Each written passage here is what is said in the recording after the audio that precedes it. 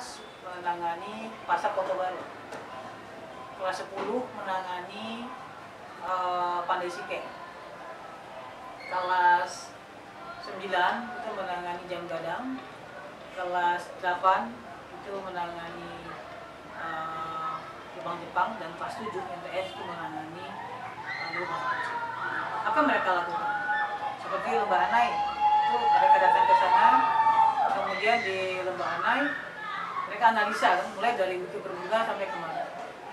Lalu sana mereka kaji, mereka desain ulang lomba anai itu, mereka buat Minangkabau Convention Center di situ, di tempat orang sekarang mandi di Bagi Dua. Mereka buat di sana tempat pembelajaran semua tanaman dan tumbuhan serta bebatuan yang ada di Sumatera Barat. Mereka buat pusat riset di situ, kemudian mereka buat Minangkabau Tower, kemudian mereka tata Malibau, mereka desain ulang lomba anai. Untuk jembatannya mereka kaji dengan fisikanya, pencemaran air mereka kaji dengan biologinya dan kimianya. Kemudian masalah orang mandi di situ, apa hukumnya, campur laki-laki perempuan, mereka kaji dengan kaidah Islam dan tafsirnya, fikihnya, kemudian hadisnya, termasuk syariat pedagangnya bagaimana, potensi ekonominya bagaimana, masalah pemilikan tanah mereka kaji dari PPKN, itu semua terintegrasi. Lalu mereka buatkan solusinya, muncul lomba anai yang baru. Juga mereka kaji yang Pasar Kota Baru, itu mereka juga kaji itu bagaimana perdagangan, berapa tingkat perdagangannya, dari mana sumber sayur-sayurnya, bagaimana rencana ekspor ke depan, dan bahkan mereka sudah buat jalan layang terbaru langsung. Nah, itu diundang pejabat terkait, pemerintah daerah datang ke sini, lalu anak-anak kita presentasi tentang hasil evaluasi mereka, lalu produknya, marketnya itu didisplay dalam bentuk pameran selama 3 hari. Itu contoh yang mereka lakukan. Jadi pelajaran mereka aplikatif.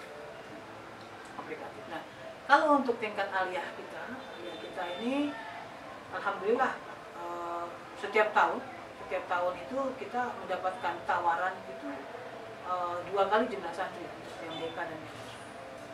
Tapi tahun lalu yang masuk di perguruan tinggi favorit itu 55% masuk di luar yang beasiswa. Tahun ini yang sudah keluar beasiswa itu 2 orang untuk persiapan insya Allah akan berangkat ke Jepang. Kemudian juga insya Allah 6 orang akan berangkat ke Maroko tahun ini, di luar tawaran-tawaran PMK dan sudah lain yang sedang berproses. Jadi anak-anak kita bisa bersaing untuk masuk UI ke ITB ke UGM anak-anak kita bisa bersaing.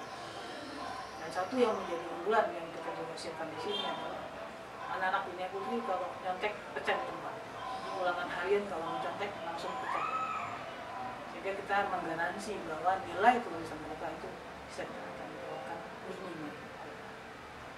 Ada kebijakan-kebijakan pemerintah yang dirasakan mengecewakan kita dan kalau kebijakan pemerintah sampai sejauh ini kita pikir tidak masalah, karena ya kita sudah lakukan banyak yang kita sudah lakukan terlebih dahulu, sehingga misalnya seperti persoalan di kurikulum 2013 sebetulnya apa yang dilakukan di sana kita sudah lakukan jauh-jauh hari, tapi namanya ya bukan yang dilakukan dengan perubahan kita pikir ya kita hanya ikuti saja, makanya tidak ada persoalan. Tapi pasti yang kita tahu kalau sudah urusan bantuan dan seterusnya pasti akan lebih utamakan sekolah-sekolah negeri ya kita sudah. Jadi kita berjuang untuk tetap bisa mandiri dan kita ikuti standar negara seperti apa, dan kita harus di atas itu untuk bisa mencapai kualitas. Ada yang menarik tadi soal kajian anak-anak kita tentang pasar Kota Baru ya. Iya. Itu kan sebuah problem yang berkepanjangan ya. Saya juga pernah mendengarkan presentasi di tingkat provinsi, itu tidak terselesaikan sampai sekarang. Kira-kira setelah dikaji oleh anak-anak kita di sini, seperti apa tanggapan dari pemerintah untuk melakukan perubahan di pasar Kota Baru itu? Ya sebetulnya sederhana Pak. Kalau yang dirancangkan anak kita, pasar dimundurkan ke belakang.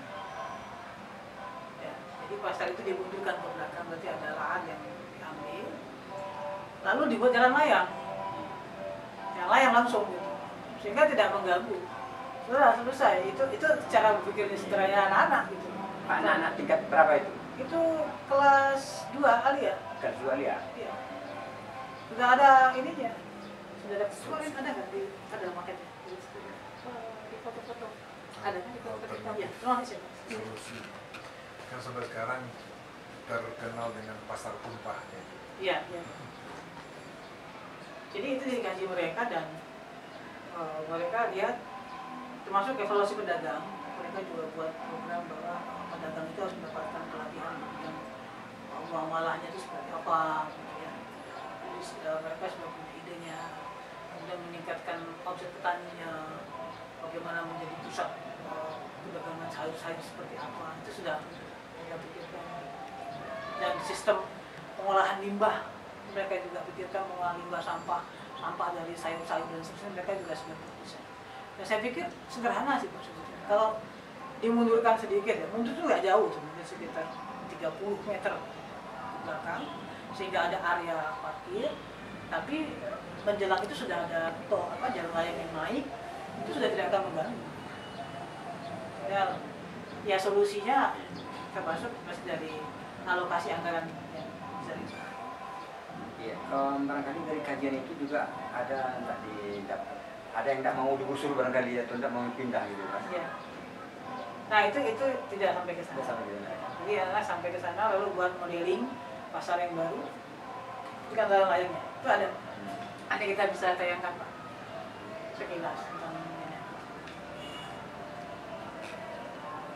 Ya, hari apa kami juga ada ketemu dengan dalam sebuah dengan pertemuan dengan Pak Gubernur juga itu. Nah, ada disinggung juga soal jalan itu yang belum selesai gitu kan. Ternyata ada masukan dari sini gitu kan. Iya. Jadi anak-anak buat kita undang gubernur, bupati, wali kota. Tapi yang hadir bukan Pak Gubernur, waktu asisten. Sudah ini siapa? Untuk presentasi singkat sama melihat foto-foto kita. Oh, iya. Mungkin Bapak bisa lihat dulu Iya. profil